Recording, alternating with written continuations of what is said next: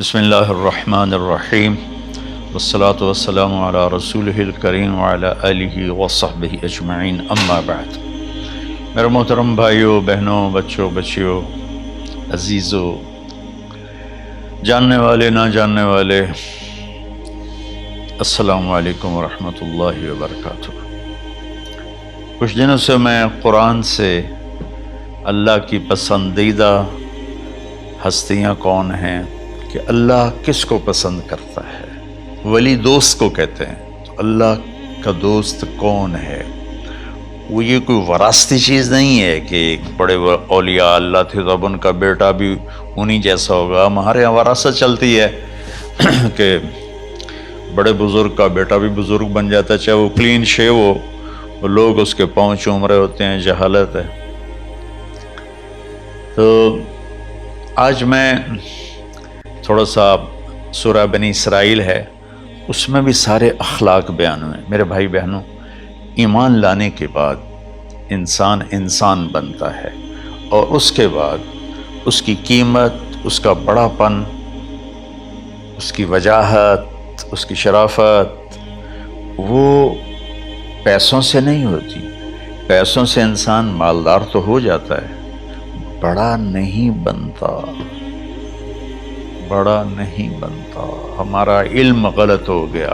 بڑا بڑا بندہ جے بولدیاں 3 ملن، یہ 200 مربع، یہ نوابہ فلانا ہے، نوابہ فلانا ہے۔ میرے بھائیو، یہ بالکل غلط علم ہے۔ بڑا وہ ہے جسے اللہ پسند کرے، بڑا وہ ہے جو میرے نبی کی زندگی کے پیچھے چلے، بڑا وہ ہے جس سے اللہ تعالیٰ راضی ہو جائے، باقی سب چھوٹے چھوٹے ہیں۔ تو آج ایک تیسری جگہ سے میں کچھ باتیں قرآن سے عرض کروں گا، جن کا تعلق ہمارے ایمان سے بھی ہے، اخلاق سے بھی ہے۔ وہ ہے بسم اللہ الرحمن الرحیم، وَقَضَىٰ رَبُّكَ أَلَّا تَعْبُدُوا إِلَّا إِيَّاهُ بِالْوَالِدَيْنِ إِحْسَانًا إِمَّا يَبْلُغَنَّ عِندَكَ الْكِبَرَ أَحَدُهُمَا أَوْ كِلَاهُمَا فَلَا تَقُل لَّهُمَا أُفٍّ وَلَا تَنْهَرْهُمَا وَقُل لَّهُمَا قَوْلًا كَرِيمًا وَاخْفِضْ لَهُمَا جَنَاحَ الذُّلِّ مِنَ الرَّحْمَةِ وَقُل رَّبِّ ارْحَمْهُمَا كَمَا رَبَّيَانِي صَغِيرًا۔ یہ بہت بڑا مضمون ہے۔ اللہ نے قرآن بھر دیا والدین کے خدمت کے لیے، والدین کی اطاعت کے لیے، والدین کی ماننے کے لیے۔ پہلا جملہ ہے اور تیرے رب نے فیصلہ کیا، ایک مطلب۔ دوسرا، اور تیرے رب نے حکم کیا کہ بندگی صرف اللہ کی ہے، بندگی صرف اللہ کی ہے۔ عبد اسے کہتے ہیں جو ہر بات پہ سر جھکا دے، عبد اسے کہتے ہیں جو ہر بات پہ بچھ جائے، اس کو عبد کہتے ہیں۔ تو اللہ کہہ رہا ہے میرے بندو، میرا ایک فیصلہ ہے اور میرا ایک حکم ہے، میرے سوا نہ تمہارا ہاتھ کسی کے آگے پھیلے، نہ تمہاری گردن کسی کے آگے جھکے۔ ایک دوسرے سے مدد لینا، اس کو ایک دوسرے کی تعاونوں میں آ جاتا، تعاونوا علی البر والتقوی، ایک دوسرے کا ساتھ دو، ایک دوسرے کی مدد کرو۔ میرے نبی قرضہ اٹھاتے تھے۔ میرے نبی جب انتقال ہوا تو آپ کی زرہ 9 وسق پر، وسق 5 من کا ہوتا ہے، تو وہ جو کے بدلے آپ نے زرہ رکھوائی تھی کہ جب میں تمہیں ادا کروں گا زرہ لے لوں گا، اور آپ کا انتقال ہو گیا، آپ زرہ اپنی واپس نہیں لے سکے۔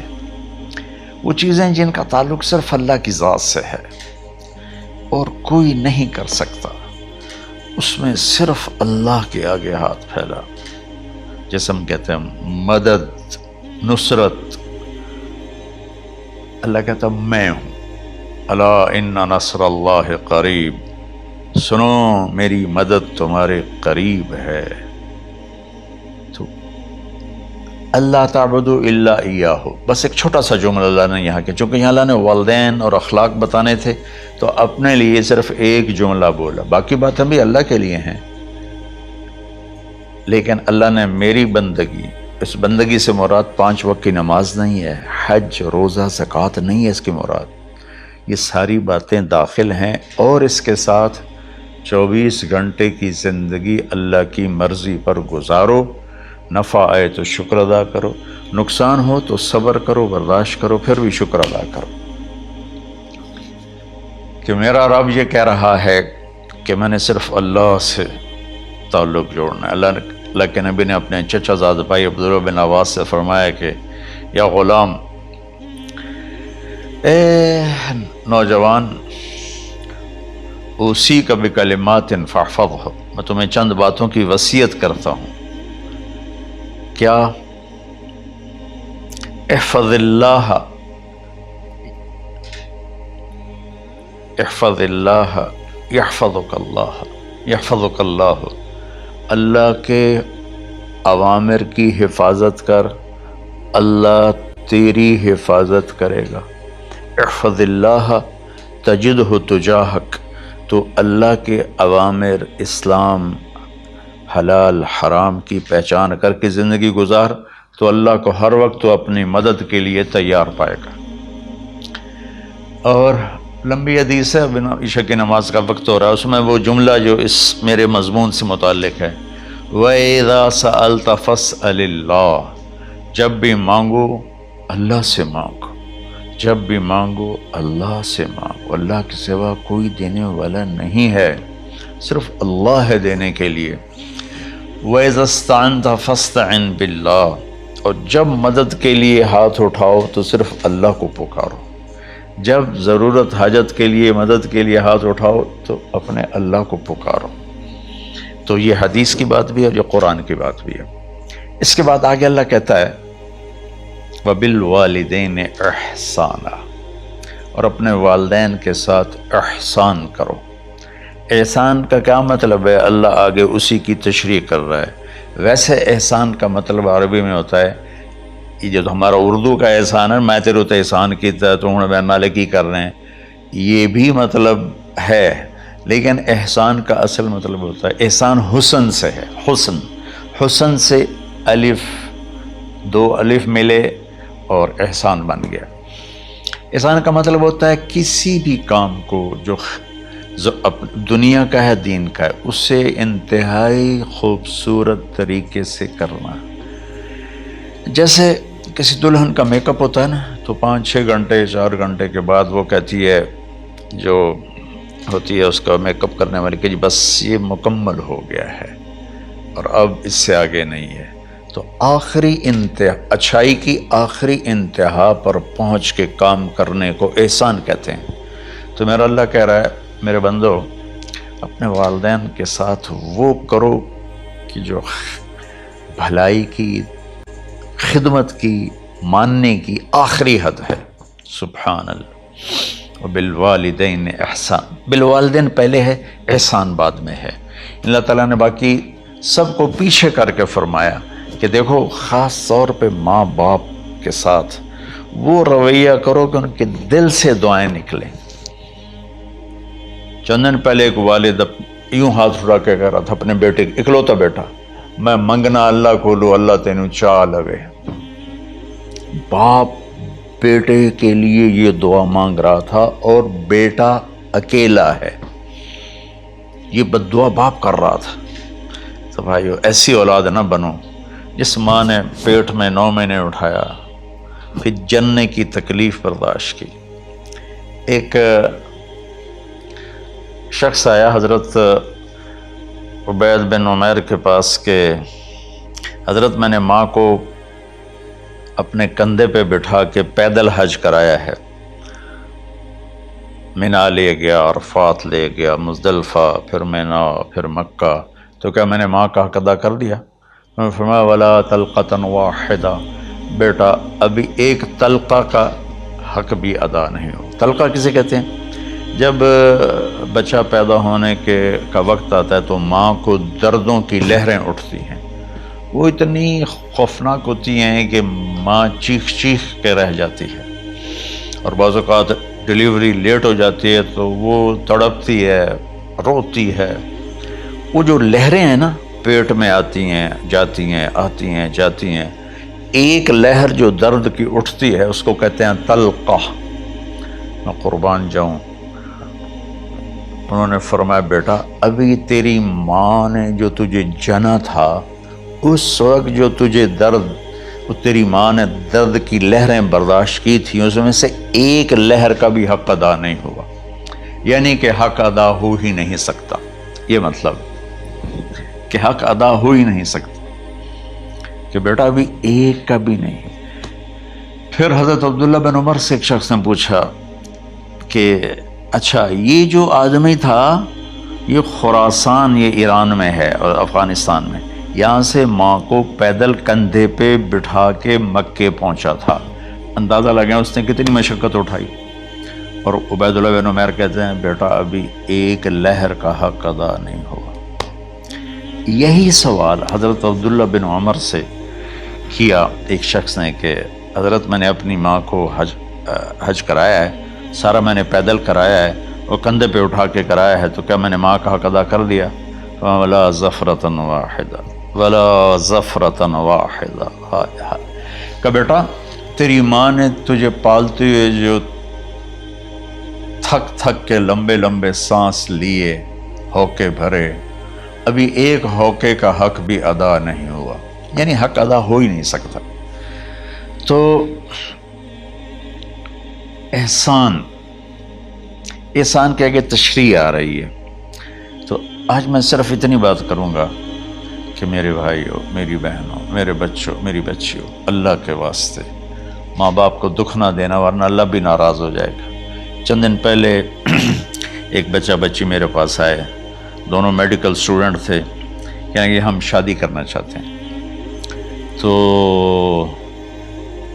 بچی نے کہا جی میرے والدین ناراض ہیں، وہ نہیں، اس رشتے پر راضی نہیں ہیں۔ تو میرے باپ کہتے ہیں اگر تو نہیں یہاں رشتہ کیا تو تیری میری ایک درمیان ایک خط آئے، کھچ جائے گا خلیج، ہم اس پار نہیں آئیں گے تو اس پار نہیں آئے گی۔ میں نے کہا بیٹی جس ماں نے تجھے 9 مہینے پیٹ میں پالا، 2 سال تجھے دودھ پلایا، تیری پوٹیاں پیشاب صاف کیا، تجھے پیمپر باندھے، تجھے اٹھ اٹھ کے راتوں کو اپنی چھاتی سے دودھ پلایا، کیا اب اس کا اتنا بھی حق نہیں کہ تم اس کی رائے کا احترام کرو؟ اتنا بھی حق نہیں ہے؟ تو میں نے کہا بیٹا میری کوئی رائے نہیں ہے، تو اگر تیرے ماں باپ راضی ہیں تو بسم اللہ ضرور کر، اگر راضی نہیں ہے تو دیکھو موت تک تجھے ماں باپ کی دعا نہیں ملے گی، اور ماں باپ کی دعا نہ ملی تو کچھ بھی نہیں ملے گا۔ تو بھائیو دوستو، خاص طور پر آج کے کالج کے نوجوان بچے بچیاں یہ ماں باپ کے ساتھ بہت بدتمیزی کرتے ہیں، چونکہ اس میں والدین کا پہلا قصور ہے کہ انہوں نے ان کو دین نہیں سکھایا۔ بچپن میں انگلش میڈیم اسکول، پھر او لیول، پھر اے لیول، تو انہیں کیا پتہ ماں کون ہے باپ کون ہے۔ ایک پرانی بات ہے، ایک شخص اپنے بیٹے کو لے کر آیا کہ یہ میرا بچہ ہے اور یہ فلاں جگہ شادی کرنا چاہتا ہے، اور ہم میں سے کسی کی رائے نہیں ہے، اور یہ مانتا نہیں ہے، اور اس کے ساتھ اس نے نا دھاڑے مار کے رونا شروع کیا۔ تو میں نے بچے کو دیکھا تو یوں کر کے بیٹھا تھا، اس کا باپ رو رہا ہے، ہچ کیوں تو ایسے بیٹھا ہو۔ تو مجھے اچانک خیال آیا، میں نے کہا شیخ صاحب اس کو کہاں پڑھایا تھا؟ کہا جی امریکن اسکول۔ اس کے بعد آسٹریلیا بھیجا تھا مزید تعلیم کے لیے۔ ان کے شیخ صاحب اس بچے کا کوئی قصور نہیں، آپ کا قصور ہے، اس کو تو پتہ ہی نہیں میری ماں کیا ہے، میرا باپ کیا ہے۔ ایک ہماری تہذیب تھی وہ ختم ہو گئی ہے، اس میں علم نہیں بھی تھا تو ماں باپ کے۔ میں نے اپنی آنکھوں سے دیکھا، میں نے اپنے دادا کو دیکھا لیکن مجھے یاد نہیں، لیکن جو میرے دادا کے چھوٹے بھائی تھے ان کو میں سنبھلتا ہوں، ان کو میں نے دیکھا ہے، 3ری 4تھی جماعت تک میں تھا۔ 61 میں ان کا انتقال ہوا، میری 9 سال عمر تھی، تو 8 سال۔ ان کے بیٹے جوان تھے، اور ڈیرے میں جب وہ بیٹھتے تھے تو ان کے بچے ان کے سامنے نہیں بیٹھتے تھے، ان کی پیٹھ کے پیچھے بیٹھتے تھے۔ اتنا ادب، حالانکہ چاروں کے چاروں دین نہیں جانتے تھے، تہذیب تھی، ثقافت تھی، جو آج کی تہذیب نے ہم سے سب کچھ چھین لیا۔ اب بھی آپ جاؤ بیٹا تھر پارکر میں گیا ہوں 2-3 دفعہ، اور وہاں مسلمان نہیں، ہندو عورتیں جب گاڑی گزرتی ہے تو گھونگھٹ کو نیچے کر لیتی ہیں، اپنا چہرے کو فوراً چھپا لیتی ہیں۔ تو خیر بہرحال میں نے کہا شیخ صاحب اس بچے کا قصور نہیں، آپ کا قصور ہے۔ تو میرے بچوں، اپنے ماں باپ کو خوش کرو، راضی کرو، ان کا راضی ہونا اللہ کی رضا ہے۔ میں اس کی تفصیل انشاءاللہ آگے بتاؤں گا، آج میں صرف اتنا ہی میں نے تمہید باندھی ہے کہ ماں باپ کا کیا مقام ہے، ان کی کیا عزت ہے۔ ایک شخص آیا، یا رسول اللہ میرا باپ میرے پوچھے بغیر میرا مال خرچ کر لیتا ہے۔ آپ نے کہا بلاؤ، چونکہ بچے کا ذاتی مال اگر ہو تو شرع کے لحاظ سے باپ پوچھ کے استعمال کرے، بغیر پوچھے استعمال نہ کرے۔ جب اسے پتہ چلا کہ میرے بیٹے نے شکایت کی ہے، تو عرب کی شاعری تو مشہور تھی، انہیں دل میں کچھ اشعار پڑھے۔ جو آیا تو جبریل پہلے آ گئے، یا رسول اللہ، اللہ تعالیٰ کہہ رہے ہیں آپ اس سے پوچھیں وہ شعر بتاؤ جو تیرے کانوں نے تو نہیں سنے، تیرے دل میں آئے تھے اور اللہ نے سن لیے۔ تو اللہ کے نبی نے فرمایا بھائی تیرا انشاءاللہ کیس سنتے ہیں، لیکن پہلے وہ شعر سناؤ جو تم نے تو نہیں کہے زبان سے پر اللہ نے سن لیے ہیں۔ تو پھر اس نے وہ اشعار پڑھے، اور اس کے آگے کیا ہوا یہ میں انشاءاللہ اگلے کلپ میں بتاؤں گا کہ باپ کا کیا مقام ہے، ماں کا کیا مقام ہے۔ السلام علیکم ورحمۃ اللہ۔